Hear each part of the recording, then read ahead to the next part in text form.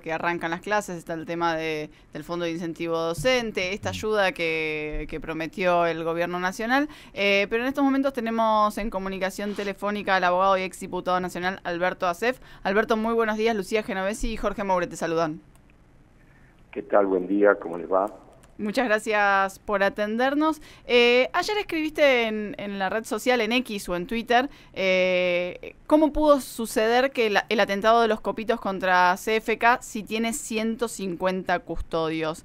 Quería conocer primero por qué te llevó a escribir este tuit. Bueno, porque salta a la vista o una ineficacia fenomenal, monumental de la policía, que yo no creo porque tienen alto profesionalismo, o una enigmática situación que la verdad es que no tiene explicación, hasta que la den no tiene explicación. Si yo tengo 150 agentes de custodia, que por supuesto no se juntan los 150, sino que se turnan 8 horas, es decir, vendría a ser 50 por turno, no puedo tener una situación como la que tuvo Cristina esa vez en, creo que septiembre de hace un año y medio, cuando desenfundaron un arma y se la pusieron prácticamente en el pecho. No puede ocurrir eso, no puede ocurrir.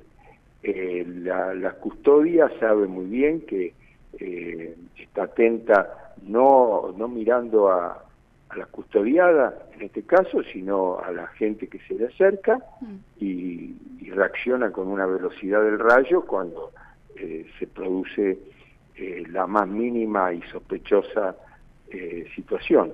Bueno, no ocurrió en este caso, entonces hay que investigar y en todo caso, en última instancia, si esto que yo digo no se debe a una situación dudosa, bueno, hay que tomar medidas disciplinarias contra los policías que no cumplieron cabalmente con su deber profesional. Pero esto lo descarto, porque yo, vuelvo a repetir, confío que la Policía Federal tiene profesionalidad, alta profesionalidad, y sabe hacer una custodia. Alberto, justamente este comentario que vos hacés en las últimas horas tiene que ver con una discusión que se dio esta semana sobre la cantidad de custodios, ¿no?, que tienen los expresidentes. Hablábamos de Cristina hace un ratito, pero también aparece en la lista Mauricio Macri y Alberto Fernández. ¿Crees que esta discusión se tiene que dar? ¿Es necesaria? Digo, por el gasto, ¿no?, también. Yo, la verdad, te digo, Jorge, que coincido con el presidente Milei y con el gobierno nacional, que ha decidido, más que discutir este tema, es decisional. Hay muchas cosas que en la Argentina, más que discutirlas, hay que decidirlas. Y una de las cosas que hay que decidir es bajar el gasto en todo lo que se pueda. Y uno de los gastos que no son admisibles, ni tolerables, ni explicables en una situación como la que vive el país, es que un expresidente tenga en total 150 custodios, o en el caso de Macri creo que son 30 sí. Tampoco se explica por qué hay una diferencia tan notable, y en el caso de Fernández, incluso hay custodios que los pagamos en el exterior en dólares. Claro. Es decir, que hay que reducir eso, pero sin duda alguna, hay que reducirlo a 2 custodios por turno, es decir, total 6, y punto. Y en el exterior, cuando el presidente va, se hace el convenio con la fuerza de seguridad del país local al que va el expresidente, y obviamente que es recíproco para el caso de que venga un funcionario de ese país a la Argentina. Esa reciprocidad funciona en el mundo. Alberto, usted recién decía que coincidía en esta visión de Javier Milei de reducir la cantidad de custodios y en esto de reducir al mínimo el tema de los gastos. Vos fuiste diputado nacional y se dio una situación muy particular durante el mes de enero con el tema de la ley ómnibus o ley de bases. ¿Cómo viste esa situación? ¿Creés que hubo inexperiencia? ¿Creés que hubo una intencionalidad de que se caiga para demostrar, como dijo el presidente, los intereses de los diputados? ¿Cómo lo viste? Yo no creo que corresponda especular que el presidente deliberadamente buscó que se caiga la ley para marcar que la casta se opone y traba a las reformas de la Argentina. Me parece que es una explicación que da Milei correcta a posteriori del hecho, claro. Pero él no buscó otra cosa que la aprobación de la ley, y la ley era ómnibus, como se le dice, era amplia, con 680 artículos que después se redujeron casi a la mitad, porque la deliberación, ahí hablamos de la discusión, la deliberación que hablábamos al principio, de un año para tratar, o más, para tratar todas las reformas, bueno, era desgastante y además apremiaba y apremia en la Argentina a hacer esas reformas. Entonces, hacerlas de un saque era difícil, era complejo, pero era posible, sobre todo por la conciencia general mayoritaria de la Argentina de que las reformas son indispensables. Es como el enfermo terminal, que el médico o la junta de los médicos le dice a los familiares: mire, acá hay que hacer cirugía mayor, extirpar, intervenir, porque si no lo hacemos, podemos comprar con algunos calmantes, algunas drogas, podemos mantenerlo en una inexorable agonía hasta la muerte.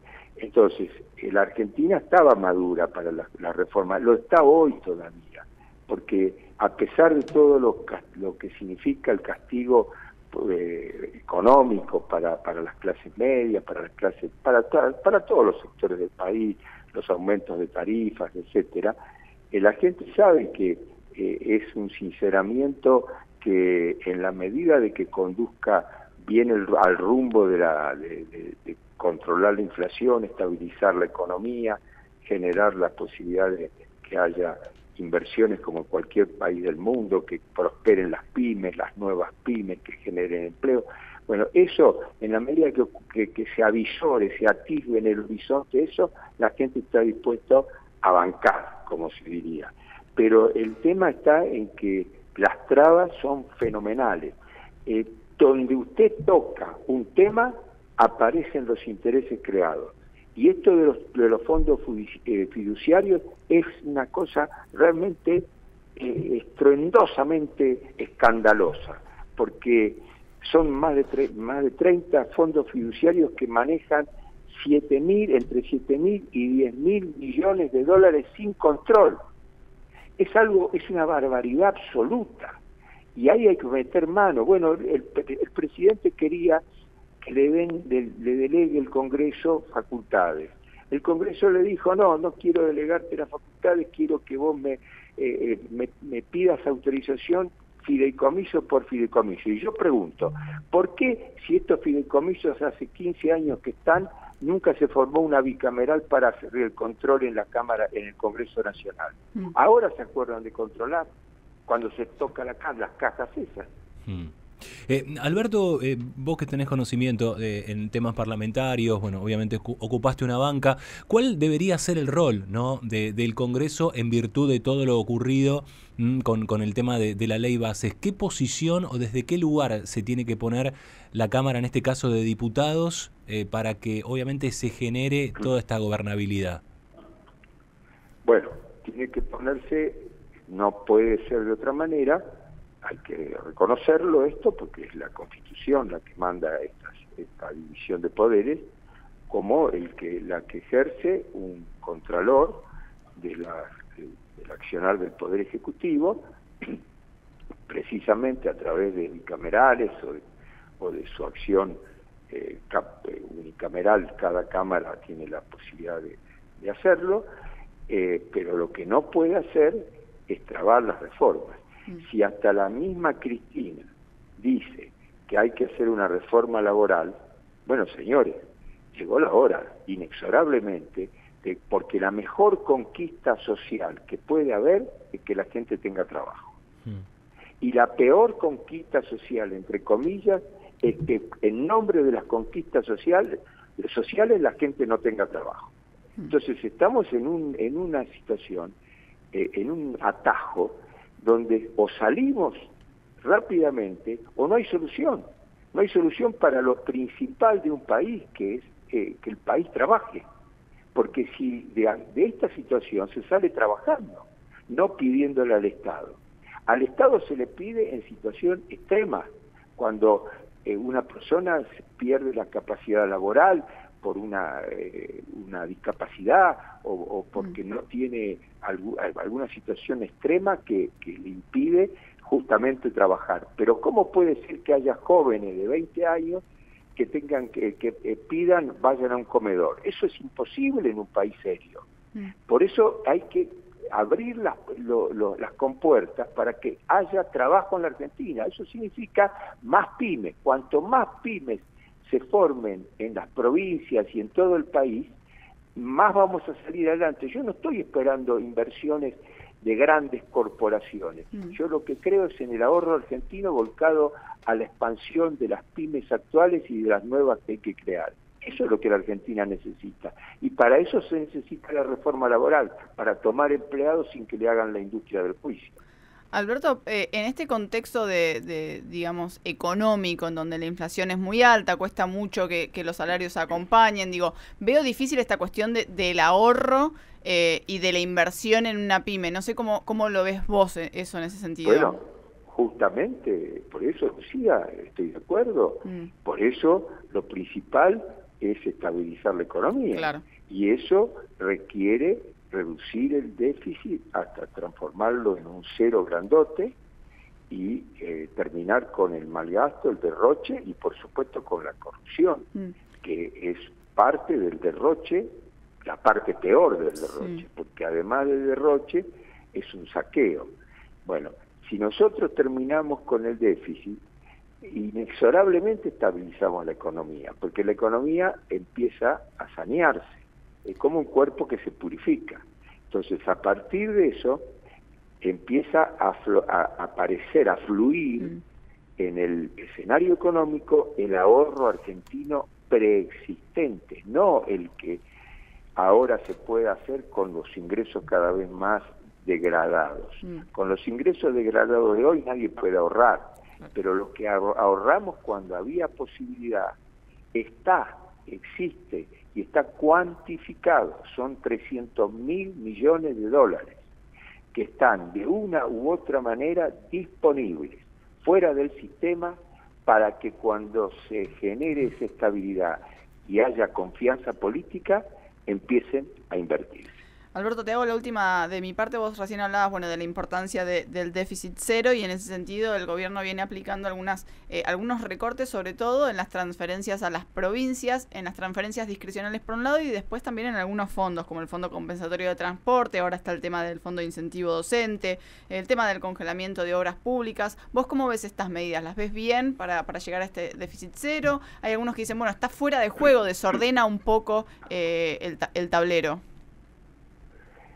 Yo conozco centenares de casos en las provincias donde se malgasta, para decirlo de una manera suave, los fondos públicos. Ejemplo, en La Rioja hay una empresa industrial del Estado que maneja el hijo del gobernador que demanda más de 600 millones de pesos anuales y que no produce en consecuencia de esos recursos que le demanda al fisco provincial.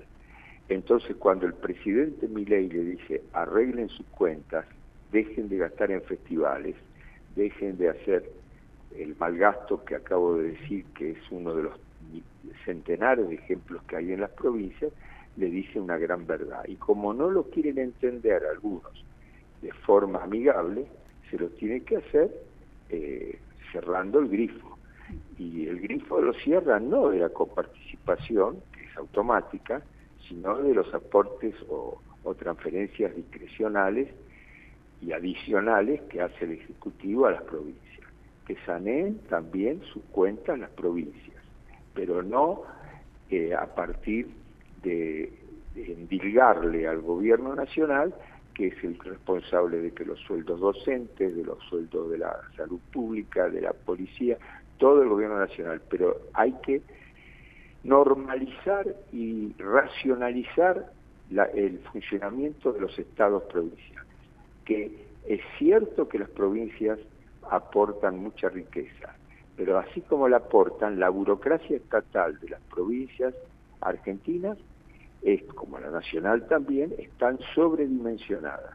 Hay que reformar el Estado, hay que suprimir secretarías, superposiciones de funciones, hay que hacerlo más ágil al Estado y muchas veces, y perdón con esta figura, una persona grande, robusta, con algún peso, digamos, de 90 kilos, no tiene la agilidad que puede tener una persona más chica, que puede hacer la gambeta en el área y meter el gol. Nosotros no necesitamos un Estado grande, necesitamos un Estado ágil y funcional. No queremos que no haya Estado, todo lo contrario, al contrario. Con este Estado tan grande, hay un Estado supuestamente enorme que está en todas partes y no está en ninguna, porque no está funcionando. Alberto, te agradecemos un montón este rato con nosotros. Bueno, muchas gracias a ustedes. Te mandamos un saludo grande.